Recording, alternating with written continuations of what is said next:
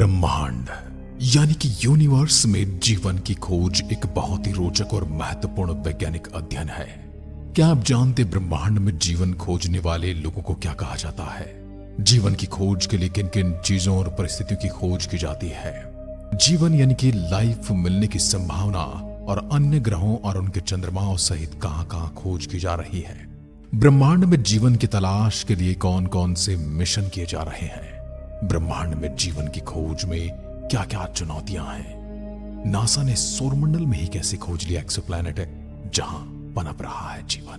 इस ब्रह्मांड में जीवन हमारी पृथ्वी के अलावा यानी एलियन की खोज करने वाले एस्ट्रोनॉमर्स को एस्ट्रोबायोलॉजिस्ट कहा जाता है और इस सब्जेक्ट को कहा जाता है एस्ट्रोबायोलॉजी।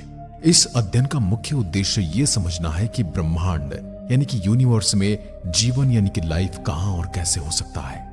इसके अंतर्गत बहुत सारे विषयों पर अध्ययन किया जाता है। जीवन के लिए आवश्यक तत्व जैसे carbon, hydrogen, nitrogen, oxygen, phosphorus और सल्फर की उपस्थिति और उनकी उपलब्धता का अध्ययन किया जाता है। पृथ्वी पर जीवन कैसे और कब प्रारंभ हुआ और इसके प्रारंभिक स्वरूप का अध्ययन किया जाता है। इससे अन्य ग्रहों पर जीवन की संभावना को समझने में सहायता मिलती है। अन्य ग्रहों और उपग्रहों का अध्ययन, सौरमंडल के अन्य ग्रहों और उनके उपग्रहों का अध्ययन भी किया जाता है, जैसे मंगल ग्रह, बृहस्पति के उपग्रह यूरोपा, शनि के उपग्रह टाइटन आदि। इन जगहों पर जीवन के लिए उपयुक्त परिस्थितियों की खोज की जा रही है। एक्सोप्लैनेट्स की खोज, सौरमंडल के बाहर के ग्रहों की खोज की जाती है जो अपने तारे के गोल्डीलॉक्स जोन में स्थित होते हैं। यह हैबिटेबल जोन भी कहा जाता है जहां जीवन के लिए उपयुक्त तापमान हो, जहां पर पानी तीनों फॉर्म में अवेलेबल हो, यानी कि भाप, तरल और सॉलिड तीनों फॉर्म में। बायोसिग्नेचर्स, उन संकेतों की खोज की जाती है जो जीवन की उपस्थिति के प्रमाण हो सकते हैं, जैसे वायुमंडलीय गैस का असामान्य अनुपात, जैविक अणुओं की उपस्थिति आदि। रेडियो सिग्नल और SETI यानी SETI, अन्य बुद्धिमान जीवन रूपों की खोज के लिए रेडियो सिग्नल्स की जांच होती है। SETI search for extra terrestrial intelligence परियोजनाएं इस दिशा में काम कर रही हैं। नासा के मार्स रोवर जैसे कि क्यूरोसिटी और परसिवरेंस मंगल ग्रह की सतह पर जीवन के संकेत खोज रहे हैं। नासा का केपलर स्पेस टेलीस्कोप कई एक्सोप्लैनेट्स की खोज कर चुका है, जिनमें से कुछ गोल्डीलॉक्स जोन में आते हैं। जेम्स वेब स्पेस टेलीस्कोप यह आने वाले समय में और भी अधिक संवेदनशीलता के साथ एक्सोप्लैनेट्स और उनकी वायुमंडलीय संरचना का अध्ययन करेगा। अब समझते हैं कि चुनौतियां क्या हैं। ब्रह्मांड की विशालता और जीवन के लिए उपयुक्त स्थानों की दुर्लभता, जीवन के विभिन्न संभावित रूपों की समझ की सीमाएं, पृथ्वी से बाहर जीवन की खोज के लिए तकनीकी और वैज्ञानिक संसाधनों की भी एक सीमा है, यानी कि हम एक सीमित स्थान तक ही ट्रैवल कर सकते हैं। उसके बाद तो फिर हम कोई भी चीज इकट्ठी नहीं कर सकते, या फिर यदि हमें कई प्रकाश वर्ष की दूरी पर यदि कोई जीवन के संकेत मिल भी जाते हैं तो उसकी पुष्टि करना बड़ा मुश्किल होता है। इस प्रकार ब्रह्मांड में जीवन की खोज एक अत्यंत रोमांचक चुनौतीपूर्ण क्षेत्र है जो भविष्य में हमें अनेक महत्वपूर्ण खोजों और नए दृष्टिकोणों से अवगत कराता रहेगा। पर क्या आप जानते कि सोलर सिस्टम में एक दूसरा ग्रह भी खोज लिया गया है? एक ऐसा पिंड खोज लिया गया है जो रहने के लिए धरती से भी अच्छा है, लेकिन इसके बावजूद इसका कोई नाम तक नोटिस नहीं कर पाया। इसका नाम है कैलिस्टो, जो कि जुपिटर का दूसरा सबसे बड़ा चांद है। और आपको जानकर हैरानी होगी कि कैलिस्टो आईसी सरफेस के नीचे पूरा का पूरा समुद्र छिपाए बैठा है, जिसका प्रयोग जल्द ही रॉकेट प्रोपेलेंट्स बनाने के लिए किया जाने वाला है। एस्ट्रोनॉमर्स ने कैलिस्टो के ऊपर एक एटमॉस्फेयर को भी डिटेक्ट किया है और उनका अंदाजा है कि अगर जुपिटर से आ रही रेडिएशंस को रोक दिया जाए तो इंसान जुपिटर के चांद पर बड़ी आसानी से सांस ले पाएगा। हमारी करंट अंडरस्टैंडिंग के हिसाब से देखें तो फिलहाल धरती ही यूनिवर्स का इकलौता ऐसा ग्रह है जहां पर जीवन यानी कि लाइफ एग्जिस्ट करती है। लेकिन पिछले कुछ समय में साइंटिस्टों ने यूनिवर्स यानी ब्रह्मांड के अंदर से कई हैबिटेबल प्लैनेट खोज निकाले हैं जो न सिर्फ सही मायने में हमारी धरती से बेहतर हैं, बल्कि यहां जाने के बाद आपको किसी सुपर ह्यूमन वाली फीलिंग आने वाली है। 5 अक्टूबर 2022 को एस्ट्रोबायोलॉजिस्ट डिर्क शूक माकुक ने एक मिशन की शुरुआत की, जिसके तहत उन्होंने ऐसे प्लैनेट को टारगेट बनाया जो सभी मायनों में धरती से बेहतर थे।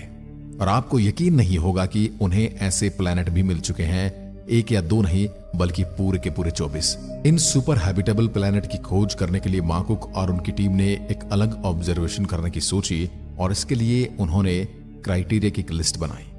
जो भी प्लैनेट क्राइटेरिया की उस लिस्ट को फॉलो कर रहा था तब उसका सीधा सा मतलब था कि यह सुपर हैबिटेबल प्लैनेट है। जब भी कोई प्रॉपर प्लैनेटरी सिस्टम मिलता तब उसमें सबसे पहला काम होता कि वो प्लैनेट और उसके को स्टार के बीच की दूरी को मेजर करना, क्योंकि इससे हमें पता चलता है कि वो प्लैनेट अपने हैबिटेबल जोन में है या नहीं। अगर है तो उसमें कितना वाटर परसेंटेज होगा। हैबिटेबल प्लैनेट खोजने की अगर क्राइटेरिया की बात की जाए तो size and mass of planet, क्योंकि किसी भी प्लैनेट का मास और साइज लाइफ को इवॉल्व होने में सुपर इन्फ्लुएंस कर सकता है। अब जितना ही प्लैनेट का साइज होगा उतना ही ज्यादा मजबूत होगा इंसानों के रहने के लिए, और प्लैनेट का मास जितना ज्यादा होगा उतना ही ज्यादा उस पर ग्रेविटी भी होगा, और इसी ज्यादा ग्रेविटी की वजह से वो प्लैनेट हवा को जमीन के करीब रखेगा, जिससे उसका एटमॉस्फेयर काफी ज्यादा मोटा और स्टेबल रहेगा। साइज और मास वाले क्राइटेरिया के बाद हम बात करेंगे उस क्राइटेरिया की, यानी टेम्परेचर की, जिसमें इन प्लैनेट्स का तापमान धरती से 5 डिग्री सेल्सियस ऊपर या नीचे हो सकता है, क्योंकि धरती के मिडल वाले एरिया को ट्रॉपिकल रीजन में पनप रहे माइक्रोब्स इसी तरह के एक्सट्रीम टेम्परेचर में सरवाइव करते हैं। अब इन्हें सभी फैक्टर्स को ध्यान में रखते हुए साइंटिस्ट को 24 एक्सोप्लैनेट में से 2 ऐसे सुपर हैबिटेबल प्लैनेट्स मिले जिनका सरफेस टेम्परेचर और एटमॉस्फेयर दोनों ही धरती से बेहतर है। इनमें से एक है लुइटेन बी प्लैनेट। इस प्लैनेट को 2017 में पहली बार ऑब्जर्व किया गया था। तब पता चला इस पर न सिर्फ पानी है बल्कि किसी भी लाइफ फॉर्म के जिंदा रहने के लिए सभी जरूरी चीजें हैं, जैसे कि हाइड्रोकार्बन, अमीनो एसिड की भारी मात्रा मौजूद है। ये प्लैनेट इंसानों के रहने के लिए इतना अच्छा है कि रिसर्च के मुताबिक इसकी परफेक्शन के पीछे किसी एलियन का हाथ बताया जाता है। और इसी पॉसिबिलिटीज को देखते हुए अक्टूबर 2017-18 में मेडी नाम की ऑर्गेनाइजेशन ने इस प्लैनेट पर कई मैसेज भेजे हैं, जिसमें एक मैसेज में अलग अलग इंस्ट्रूमेंट्स की आवाज और दूसरे मैसेज के अंदर यूनिवर्स में हमारी लोकेशन का साइंटिफिक ट्यूटोरियल है, जिससे कि अगर ल्यूटन बी पर इंटेलिजेंट लाइफ हुई तब हमें इसके बारे में एक न एक दिन जरूर पता चल जाएगा। अगला सुपर हैबिटेबल एरिया है ट्रैपिस्ट स्टार सिस्टम। कहते हैं कि धरती के रेगिस्तान में जितनी मिट्टी के कण हैं उतने ही तारे हमारे पूरे ब्रह्मांड में मौजूद हैं। अगर तारे इतने सारे तो सोचिए प्लैनेट्स कितने होंगे, और इतने अरबों खरबों प्लैनेट्स में सिर्फ हमारी धरती पर ही जीवन एग्जिस्ट करता है। ऐसा होना तो लगभग नामुमकिन सा लगता है। हम इस ब्रह्मांड में अकेले हैं, ये कैसे हो सकता है? हमारी धरती के करीब 39 प्रकाश वर्ष दूर एक ऐसा स्टार सिस्टम मौजूद है जहां 2 नहीं बल्कि 7 धरती जैसे प्लैनेट्स अपने स्टार का चक्कर लगा रहे हैं, और इसमें से 3 प्लैनेट्स अपने हैबिटेबल जोन में ऑर्बिट कर रहे हैं। ट्रैपिस्ट 1 नाम के स्टार सिस्टम की डिस्कवरी पहली बार साल 2017 में की गई। उसके प्लैनेट्स धरती से भी ज्यादा पुराने हैं, यानी इन ग्रहों पर जो भी जीवन होगा वो हमारी धरती के जीवन से पूरी तरह से एडवांस होगा। लगभग 3 बिलियन साल तक ऑलरेडी डेवलप कर गए होंगे। अब सभी प्लैनेट्स बृहस्पति ग्रह के साइज जितने एक टाइनी रेड स्टार का चक्कर लगा रहे हैं, पर स्टार हमारे सूरज के मुकाबले में काफी ठंडा है। ये प्लैनेट्स अपने ऑर्बिट पर टाइटली लॉक्ड भी हैं, यानी इनकी एक साइड स्टार को फेस करते हुए हमेशा गर्म रहती है और दूसरी साइड इसका उल्टा ठंडा रहता है और खुद अपने एक्सिस पर चक्कर नहीं लगाती। अगर ये सभी कंडीशन सही रही तो ठंड और गर्मी वाले रीजन के बीच में एक ऐसी पतली सी स्ट्रिप एरिया होगी जहां जीवन आराम से पनप सकता है। वैसे ट्रैपिस्ट सोलर सिस्टम में प्लैनेट्स एक दूसरे के इतने ज्यादा करीब हैं, अगर आप इनमें से किसी एक पर भी खड़े होकर आसमान में देखेंगे तो आपको स्टार सिस्टम के बाकी प्लैनेट्स अपने चारों ओर घूमते नजर आ जाएंगे। TOI star system. इस स्टार सिस्टम में 2 प्लैनेट्स इसके हैबिटेबल जोन में आते हैं, जो कि जी TOI 700d और TOI 700e। ये दोनों ही एक्सोप्लैनेट का मास हमारी धरती के जैसा ही है। जहां TOI 700e 28 दिन में अपने सूर्य का चक्कर लगाता है तो वहीं TOI 700d 37 दिन में, और दोनों ही धरती के साइज के लगभग बराबर है। अगर इन दोनों प्लैनेट्स पर एक ही तरह का एटमॉस्फेयर हुआ तब इनका तापमान हमारी धरती से भी ज्यादा होगा और उनकी हैबिटेबिलिटी के लिए एक गेम चेंजर है। साइंटिस्टों ने पाया कि TOI 700d पर बहुत से प्लैनेट मौजूद हैं, और अगर किसी दिन हम यहां पहुंच गए तब तो लाइफ फॉर्मिंग प्लैनेट्स हमारी धरती के जैसा ही होगा। जो सुपर हैबिटेबल प्लैनेट्स होंगे वो काफी पुराने होंगे और साथ ही उसका साइज काफी बड़ा और टेम्परेचर वार्म, और धरती के मुकाबले वहां ज्यादा नमी होगी। ये प्लैनेट्स ऐसे स्टार को ऑर्बिट कर रहे होंगे जो हमारे सूरज से भी ज्यादा पुराने हैं, और इनका लाइफ स्पैन भी सूरज से लंबा होगा। ऐसा माना जाता है कि हमारा सूरज कई 10 बिलियन साल तक एग्जिस्ट करेगा, और जब बात धरती पर मौजूद जीवन की आती है तब धरती पर कॉम्प्लेक्स लाइफ फॉर्म होने में करीब 4 बिलियन साल लगे। हालांकि कुछ स्टार ऐसे हैं जिनकी लाइफ हमारे सूर्य से भी ज्यादा लंबी है, जिसके चलते इनके प्लैनेट्स पर लाइफ को इवॉल्व होने में ज्यादा समय मिल जाता है। तब सवाल यह आता है, यहाँ एलियन लाइफ को कैसे ढूंढा जाए? फिलहाल हमारे लिए एलियन लाइफ को ढूंढना बिल्कुल भी आसान नहीं है। KOI प्लैनेट्स, ये दोनों प्लैनेट्स का नाम है। KOI 5715.01 और KOI 5554.01। अब ये दोनों ही लाइफ के इवोल्यूशन के लिए एकदम सही हैं। पहले प्लैनेट KOI 5715.01 का सरफेस टेम्परेचर धरती के मुकाबले सिर्फ 2.4 डिग्री सेल्सियस ही कम है, लेकिन साइज में धरती से 8 गुना बड़ा है। इसका मतलब लैंड सरफेस एरिया और ग्रेविटी धरती से काफी ज्यादा होगी। अब अगर पानी की बात करें तो इसके खुद के सूरज और प्लैनेट के बीच की दूरी के मुकाबले यहां बहुत सारा पानी मौजूद तो जरूर होना चाहिए। दूसरे, प्लैनेट का तापमान 27 डिग्री सेल्सियस है, जो कि आपको एसी में रहने वाली फीलिंग देगा।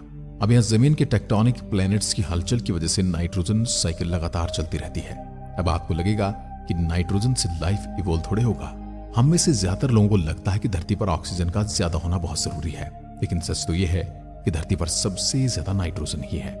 यहां तक कि हवा में 78% सिर्फ नाइट्रोजन ही है, और यही नाइट्रोजन प्रोटीन और डीएनए जैसी केमिकल फॉर्म में कन्वर्ट होती है और हम इंसानों के रहने के लिए आइडियल स्टेशन पैदा करती है। टी गार्डन भी, इसको सुपर अर्थ भी कहा जाता है। यह अब तक खोजा गया मोस्ट अर्थ लाइक प्लैनेट है, और अगर इसका एटमॉस्फेयर बहुत हद तक धरती जैसा हुआ तब इसका सरफेस टेम्परेचर भी करीब 28 डिग्री सेल्सियस जितना ही होगा। हम इंसानों के रहने लायक है, और इस प्लैनेट का सूरज भी हमसे सिर्फ 12.4 प्रकाश वर्ष की दूरी पर है। धरती से 1800 प्रकाश वर्ष दूर सिग्नस कॉन्स्टेलेशन में एक ऐसा ही एक्सोप्लैनेट है, केपलर 452b। यह एक्सोप्लैनेट 85 दिनों में अपने स्टार के चारों ओर रिवॉल्व करता है, और इसका एवरेज टेम्परेचर करीब 1.6 डिग्री सेल्सियस है। वैज्ञानिक कहते हैं कि इसके सरफेस पर लिक्विड वाटर एग्जिस्ट करता है, और शायद यहाँ पर हम जैसे जिंदा जीव रह रहे होंगे, पर इसी ग्रेविटी हमारे सपने को तोड़ देती है। केपलर 452b धरती से 60% ज्यादा मैसिव है, जिसके कारण इसकी ग्रेविटी काफी ज्यादा है। अब इतनी हाई ग्रेविटी में जीवों का जमीन पर रहना बिल्कुल भी पॉसिबल नहीं होगा, लेकिन इसके एटमॉस्फेयर की हाई डेंसिटी को देखते हुए पॉसिबिलिटीज हैं कि हवा में उड़ने वाले जीवों की भरमार हो। अगर हम इंसान इस एक्सोप्लैनेट पर जाते हैं तो वह न कर पाए, क्योंकि इसका एक्स्ट्रा ग्रेविटी के कारण हमारी हार्ट बीट डबल स्पीड से चलेगी। हार्ट बीट डबल स्पीड से चलने की वजह से स्ट्रोक आने का खतरा बढ़ जाएगा। हो सकता है कि हमारी आने वाली पीढ़ी जो वहां पर पैदा हो वो वहां के एटमॉस्फेयर में ढल जाए और वो हमसे बेहतर जीवन जी पाए। ग्लीज 667 सीसी, ये धरती से 24 प्रकाश वर्ष दूर स्कॉर्पियो कॉन्स्टेलेशन में मौजूद है, और ट्रिपल स्टार सिस्टम वाले रेड ड्वार्फ के अराउंड रिवॉल्व करता है। हमारे गहरे से 1.5 गुना ज्यादा वजनी ये अपने स्टार के टाइडली लॉक्ड है। इसी वजह एक साइड हमारे स्टार की ओर रहती है और दूसरी साइड पर रोशनी का नामो निशान नहीं पहुंचता। इसका नतीजा यह होता है कि एक और रेगिस्तान और बहुत ज्यादा गर्मी होती है, तो दूसरी ओर साल भर अंटार्कटिका की तरफ बर्फ जमी रहती है। ये दोनों साइड जिस लाइन पर मिलती हैं उसे ट्विलाइट जोन कहा जाता है, और यहाँ पर तापमान रहने लायक हो सकता है, और यहाँ लिक्विड वाटर की प्रेजेंस भी पॉसिबल है। अब क्या हम इंसान ग्लीज 667 सीसी के ट्विलाइट जोन में रह सकते हैं? इसका जवाब हाँ भी है और नहीं भी। अगर कुछ दिन की बात हो तो हम इंसान आराम से रह सकते हैं, लेकिन ये एक्सोप्लैनेट अपनी यूनिक ऑर्बिट के कारण टाइडली हीटिंग शो करता है। ग्रेविटेशनल एनर्जी थर्मल एनर्जी में कन्वर्ट हो जाती है, जिससे प्लैनेट के इंटीरियर हीट होता है और वोल्केनोज और गीजर एक्टिव हो जाते हैं। इस कारण से सरफेस का तापमान अचानक से बहुत हाई चला जाता है और हम इंसान इतने तापमान में सरवाइव न कर पाए। साल 2005 में साइंटिस्टों के पास सैटर्न के मून टाइटन से एक सिग्नल आता है, जो इस बात की ओर इशारा करता है कि हमारे सोलर सिस्टम में हम इंसान के अलावा भी कोई और एलियन लाइफ मौजूद है। इस सिग्नल में कुछ ऐसा था जिससे साइंटिस्ट को टाइटन पर वाटर, हाइड्रोजन, मीथेन और नाइट्रोजन साइकिल होने के सबूत मिले। और ये सारी चीजें कोई नॉर्मल बात नहीं है, क्योंकि चीजें वही हैं जिनके कारण आज धरती पर जीवन है। और यही कारण है कि वैज्ञानिकों का कहना है कि टाइटन पर भी 100% कोई न कोई लाइफ जरूर है। अब सवाल ये उठता है, आखिर उस सिग्नल में ऐसा क्या है जो साइंटिस्ट इतना श्योर हो गए कि टाइटन पर कुछ न कुछ जरूर चल रहा है। टाइटन पर जीवन की खोज की शुरुआत साल 1944 में शुरू हो गई थी।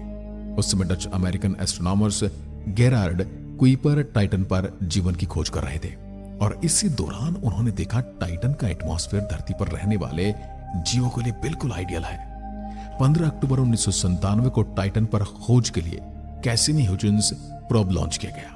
यह प्रोब धरती से सही सलामत लॉन्च हुआ था, लेकिन जैसे ही टाइटन के एटमॉस्फेयर में पहुंचा तो इसमें कुछ फ्रीक्वेंसी आना शुरू हो गई। वैज्ञानिकों को लगा यह फ्रीक्वेंसी कुछ दिक्कतों की वजह से आई होगी, इसलिए खुद ही जनरेट हो रही होगी, जबकि ये फ्रीक्वेंसी प्रोब जनरेट नहीं कर रहा था, बल्कि टाइटन के एटमॉस्फेयर से अपने आप जनरेट हो रही थी। इसके पीछे वैज्ञानिक दो कारण मान रहे थे, या तो टाइटन का एटमॉस्फेयर ये फ्रीक्वेंसी जनरेट कर रहा था, या फिर वहां मौजूद किसी दूसरी एलियन लाइफ के कारण ये सब हो रहा था। अब प्रोब जब टेस्टिंग के लिए टाइटन की जमीन पर उतरा तो वहां उसे कुछ अजीब दिखाई दिया।